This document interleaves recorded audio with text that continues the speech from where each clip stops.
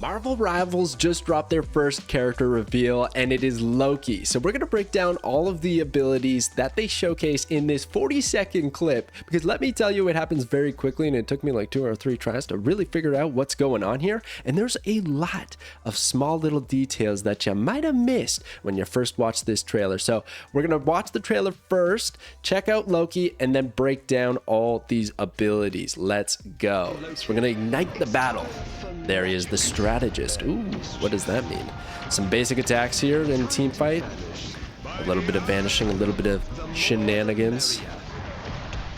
Getting out of those flank positions. Oh man, getting away from that Black Panther. Lots of kiting. Very, very cool. Here's some big abilities. Lots of chaos. I love it. And there's the ultimate. Oh my goodness. Turning into another character using their abilities. Marvel Rivals. But here is the big announcement. Boom! Closed alpha was going to begin May 10th.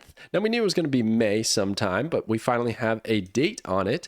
And I'm really hoping that I can punch my ticket into this closed alpha, because let me tell you guys, you're going to want to sub to the channel. We're going to be covering all the characters, guides of just mechanics of the game to, various deep dives on these heroes. And I'm just excited to show you guys some gameplay of this game and get my hands on it, get a feel for what is Marvel Rivals. But first, we got to talk about Loki and all that crazy abilities and gameplay that we just saw. Let's break it down a little bit slower to see exactly how this character is going to work. All right, let's break down Loki. So Loki is a strategist. So that's going to be a class in Marvel Rivals. Typically, you have your tank, damage, and support. So this is kind of taking the support category, you could say. Loki is going to be dishing out heals, disrupting the opponents, and helping out his allies. And typically in these kind of shooters, that's like a support role, and it's their spin on it, strategist. But it's got like a few more elements to it that I'm really happy to see here. You'll see as we break down these abilities. And then you got 250 health. That might not seem like a whole lot, or we don't really have context or reference to this health total, but we did see from the original trailer that tanks typically had around 700 to 1,000 health. So you can kind of see that Loki is on the squishier end of health totals, which probably lines up with the type of playstyle that he has. He's a healer / mage hybrid, starting off with the left mouse button basic attack ability. Now, this is all keyboard bindings for PC. That is going to change because obviously they've already announced officially that it's going to be coming to console eventually, probably during launch. For alpha, it seems like PC only. So the left mouse button, the basic attack, is a magic burst from the staff. So it's just this green little aura. It kind of happens, one at a time. You're probably clicking every time. You're not just holding down the button. Maybe you can hold down the button, who knows? But you're damaging enemies in a small AoE spread. So it actually has a little bit of a splash if you hit, or if you hit the ground, maybe it's going to splash the enemy a little bit, which is nice. It means that your aim doesn't have to be a 100% perfect. And if enemies are bundled together, you get more value out of your basic attacks. It's also going to heal allies when it hits. So this is going to be a juggling game of trying to hit your allies, trying to hit your enemies. When's the right time to do one or the other?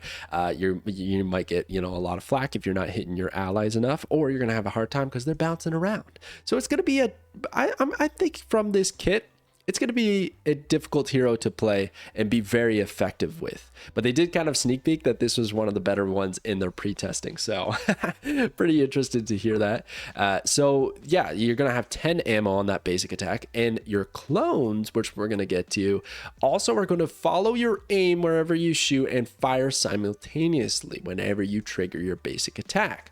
So there's a bit of a setup when it comes to Loki to really maximize your value, damage output, healing output, etc. So your right mouse button is a stealth, and it's going to leave behind a clone. So it's a little bit of an escape, and it's on a 12-second cooldown. Now, the stealth does not last very long. From what I saw in the video, it looked like maybe 1 second, 2 seconds at most. We don't have confirmation, but it is not very long. You gotta use it and get out of there. But luckily, it leaves behind a clone, which is going to deceive your opponent into thinking, where did Loki go? Is this the real Loki? Is that the real Loki? Is the Loki over there the real Loki? That's going to be the tricky part for your opponents to decipher. Basically movement, I would say, as a key factor to which one's real, the way they're moving, or who they're attacking and what they're doing, trying to figure out which one's a clone or not. So you're going to leave that clone. You're going to dip out with a little bit of stealth. Your left shift is going to supercharge your clones. So what we saw from the video, now this one, it was a little bit chaotic. It was kind of hard to see exactly what was happening, but the way I interpreted it is that there's some kind of aura that occurs around your clones. You're going to see in the slow-mo that there is a clone positioned at the bottom of this zone, and a bunch of allies are all bundled together, and then there's this big green burst.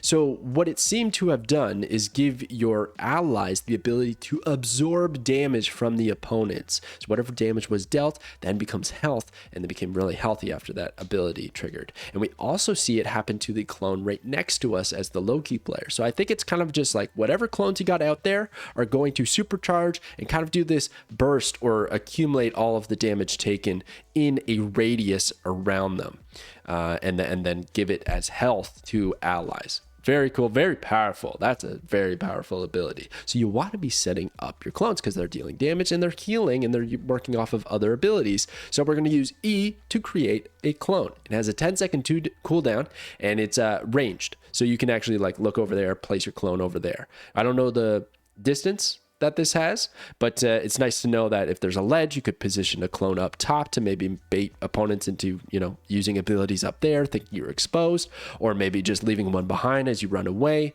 A lot of utility here. It's also worth noting that the clones are going to have the same amount of health as Loki. So if it's 250, which seems to be his base health, they're going to have 250 health when they spawn, which is pretty nice. And it seems like a maximum of 2, but I don't have confirmation on that, so I've omitted that from here. It could be 3. It just seemed like 2 was the number that they were going with in the trailer. So time will tell with that. Okay, so then the F ability, swap places with the targeted clone.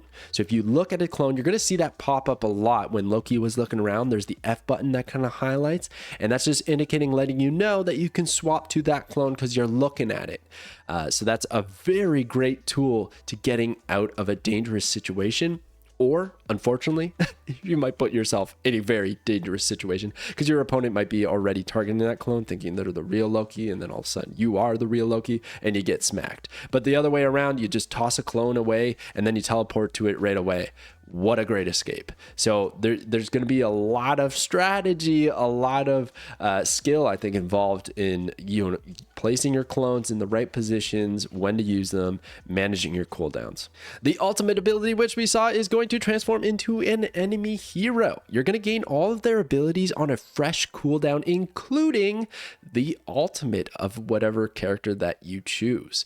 Now, I don't know the range of this. Like, maybe you have to be really close to target them, or maybe you can do it at a distance, but they clearly have to be alive. You then get their abilities and you can use their abilities, including their ultimate, which is a pretty big advantage, especially if there's a very specific hero on the enemy team that's, you know, got a problematic ultimate, then you can take advantage of using it for yourself. Now, another thing is, I'm pretty sure that you're still Loki. Your health total is going to change. Your health will change to whatever enemy target you choose. However, if you die as the transformed version of the enemy hero, well, Loki is going to die as well. So you got to be very careful. Don't get into too many dangerous situations or go ham when you click this ultimate, but it's going to be pretty fun. You can go all of a sudden go range, you could go melee, you could go into a healer to just give your team more support. There's a lot that you can do based on the situation. So yeah, again, this seems like a high skill cap hero, which I'm excited to explore. So that's what I got from Loki. That's what I kind of digested from watching the trailer just nonstop today.